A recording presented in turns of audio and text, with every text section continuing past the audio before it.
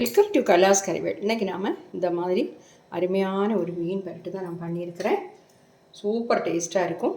கட்டாக நீங்கள் ட்ரை பண்ணி பார்க்கணும். எந்த மீன் வச்சு வேணாலும் உங்களுக்கு இந்த மாதிரி பண்ணலாம். நான் இன்றைக்கி சூரை மீன் வச்சு தான் பண்ணியிருக்கிறேன். பாருங்கள் எவ்வளோ அருமையாக இருக்குன்னு பாருங்கள்.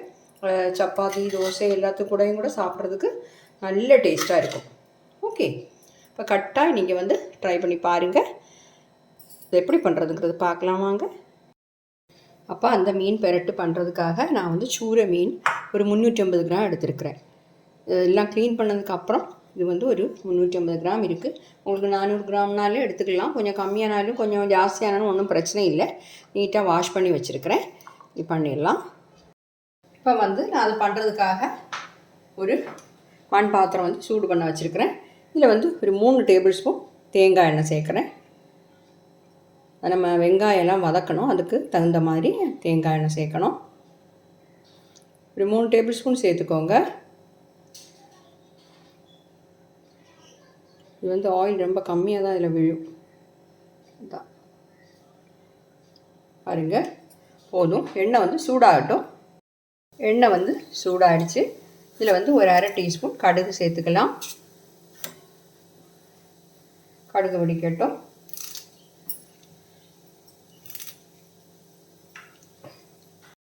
இதில் கொஞ்சம் கருவேப்பிலை சேர்க்குறேன்.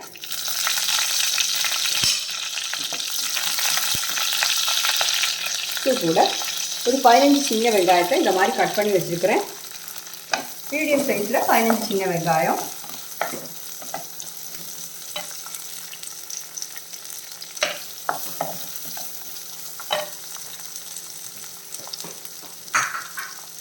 இது கூட நாம் இப்போ ஒரு மீடியம் சைஸ் பெரிய வெங்காயம் அதையும் இந்த மாதிரி கட் பண்ணி எடுத்துருக்கிறேன். சின்ன பெரிய வெங்காயம் தான் எடுத்துருக்கிறேன். மீடியம் சைஸை மட்டும் சின்னதாக எடுத்துக்கோங்க, போதும். நம்ம என்ன சின்ன வெங்காயம் சேர்த்துருக்குறோம், அதனால் இது போதுமானது தான். இது நல்லா வதங்கணும்.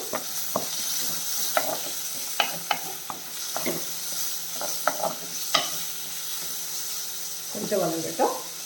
இந்த டைமில் உங்கள்கிட்ட இஞ்சி பூண்டு இங்கே கட் பண்ணி சேர்க்குறதா இருந்தால் ஒரு டீஸ்பூன் இஞ்சி பொடியாக கட் பண்ணி, இல்லை பூண்டு பொடியாக கட் பண்ணி ரெண்டையும் சேர்த்துக்கலாம். நான் பேஸ்ட்டு தான் சேர்க்க போகிறேன். அது கொஞ்சம் வதங்கினதுக்கப்புறம் தான் சேர்ப்பேன். ஓகே, பாதி வதங்கிடுச்சு வெங்காயம். ஒரு 2 டீஸ்பூன் இஞ்சி பூண்டு பேஸ்ட்டு சேர்க்குறேன். 2 டீஸ்பூன் சேர்த்துக்கோங்க. நான் நேரமே சொன்ன மாதிரி உங்கள்கிட்ட அந்த இஞ்சி ஃப்ரெஷ்ஷாக இருந்துன்னா நீங்கள் கட் பண்ணி சேர்த்துக்கலாம். என்கிட்ட அது இல்லாததுனால நான் பேஸ்ட் சேர்க்குறேன். அப்படி சேர்த்தா இன்னும் கொஞ்சம் நல்லா இருக்கும் டேஸ்ட்டு. வெங்காயம் நல்லா வதக்கிட்டு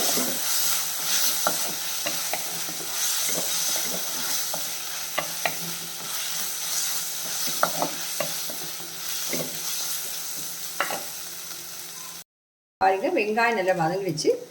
லோ ஃப்ளேமில் வச்சுக்கோங்க. ஃபஸ்ட்டு நம்ம கொஞ்சம் பொடியெல்லாம் சேர்க்கலாம். ஒரு அரை டீஸ்பூன் மஞ்சள்தூள் சேர்க்குறேன். அப்புறம் 1 டீஸ்பூன் நிறைய தனியாத்தூள். அப்புறம் மிளகாய்த்தூள் காஞ்ச மிளகாய்த்தூள் இருக்கு. இது 1.5 டேபிள் ஸ்பூன். டீஸ்பூன் இல்லை, டேபிள் ஸ்பூன். ஓகே, இதோட எல்லாம் பச்சை வாசம் போகிற வரைக்கும் நம்ம சூடு பண்ணிப்போம். ஃப்ளேம் கம்மி பண்ணியே வச்சுக்கோங்க. இந்த சட்டி நல்ல சூடாகிடும் சீக்கிரமாக. அதனால் நம்ம போட்ட பொடியெல்லாம் தீஞ்சு போகக்கூடாது. இந்த மாதிரி பார்த்துக்கணும்.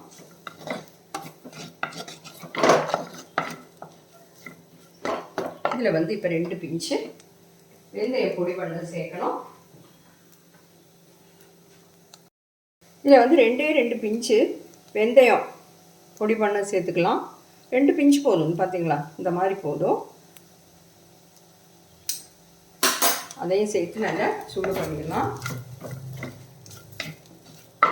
சேர்த்தா உடம்புக்கும் நல்லது, நல்ல ஒரு வாசமும் இருக்கும். அதுக்காகத்தான் எப்போவுமே கொஞ்சம் வெந்தயம் நீங்கள் கொஞ்சம் சூடு பண்ணி பொடி பண்ணி வச்சுக்கோங்க. இந்த மாதிரி ரெசிபீஸுக்கெல்லாம் நம்ம யூஸ் பண்ணலாம். அது மட்டும் இல்லை, இந்த வெந்தய பவுடர் ரொம்ப ஹெல்த்தியானது. சாத்தில் கூட போட்டு பிசைஞ்சு சாப்பிட்றாங்க. ரொம்ப நல்லா இருக்கும். பாருங்கள், இப்போ வந்து நல்ல பச்சை வாசம் எல்லாம் போயிடுச்சு. இதில் வந்து கொஞ்சம் புளி கரைச்சது அது சேர்க்குறேன். இது வந்து ஒரு 3 டேபிள் ஸ்பூன் இருக்கும். ஒரு நெல்லிக்காய் சைஸில் புளி எடுத்தேன், அதை கரைச்சி வச்சுருக்கேன். கொஞ்சம் திக்காக கொஞ்சமாக தண்ணி விட்டு கொஞ்சம் திக்காக கரைச்சிக்கோங்க. 1/4 கப்பு தேங்காய் பால் சேர்க்குறோம். எல்லாத்தையுமே மிக்ஸ் பண்ணிப்போம். மெயினான ஒன்று நம்ம சேர்க்கலை, உப்பு, அதையும் சேர்த்துடலாம்.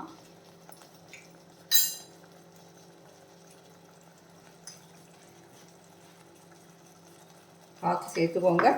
புளியும் டேஸ்ட் நீங்கள் பார்த்துக்கோங்க, உங்கள் டேஸ்ட்டுக்கு தகுந்த மாதிரி. உப்பு, புளி, காரம் எல்லாமே செக் பண்ணிக்கலாம்.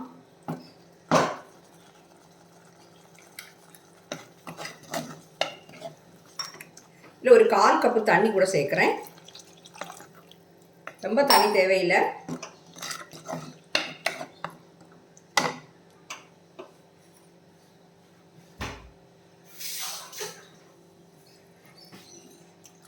ஒரு 1/4 கப்பு தான் சேர்த்துருக்குறேன். ஜாஸ்தி தண்ணி தேவையில்லை, நம்ம பெரட்டு தான் பண்ண போகிறோம், அதனால் கொதிக்கட்டும். பாருங்கள், கொதி வருது. இப்போ வந்து நம்ம எடுத்து வச்சுக்கக்கூடிய மீன் பீசஸ் எல்லாம் போட்டுடலாம்.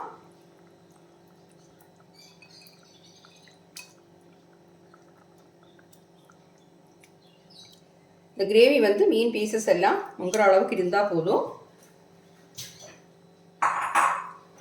எல்லாத்தையுமா நல்லா கிளறிக்கலாம்.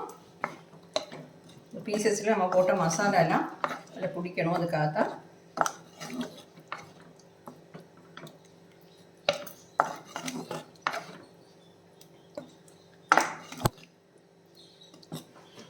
சரி, லோ ஃப்ளேம்லேயே மூடி வச்சிடலாம்.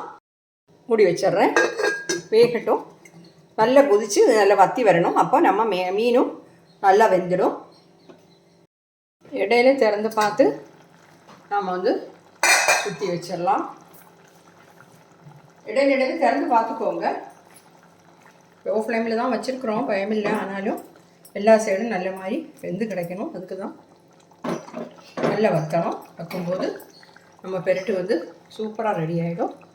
ஓகே, மூடி வச்சு வேக வச்சுக்கலாம். பாருங்க, திறந்து பார்க்கலாம். நல்லா கொதிச்சு அதில் உள்ள எண்ணெயெல்லாம் பிரிஞ்சு வந்துருக்கு, பார்த்தீங்களா?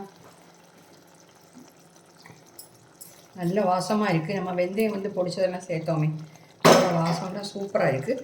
ஆனால் இந்த சட்டியில் நீங்கள் வைக்கிறதா இருந்தால் இது நம்ம ஆஃப் பண்ணி வச்சாலும் கொஞ்சம் நேரத்துக்கு அப்புறம் திருப்பியும் கட்டியாகிடும். ஓகே, ஆனால் இதுக்கு வந்து இந்த ரெசிபிக்கு வந்து நமக்கு நிறைய கிரேவி தேவையில்லை. நான் சொன்னேனே நேரமே, அது வந்து பெரட்டு பார்த்தீங்களா, இந்த பீசஸில் எல்லாம் நல்லா பிடிச்சி சூப்பராக கிடச்சிருக்கு. சாப்பிட்றதுக்கும் அருமையாக இருக்கும். நீங்கள் சப்பாத்தி கூட எல்லாம் கூட சாப்பிட்லாம். இப்போ வந்து கொஞ்சம் கூட வத்தட்டும். இப்போ வந்து நான் இந்த சட்டி அதனால் நான் இப்போ ஆஃப் பண்ணுறேன்.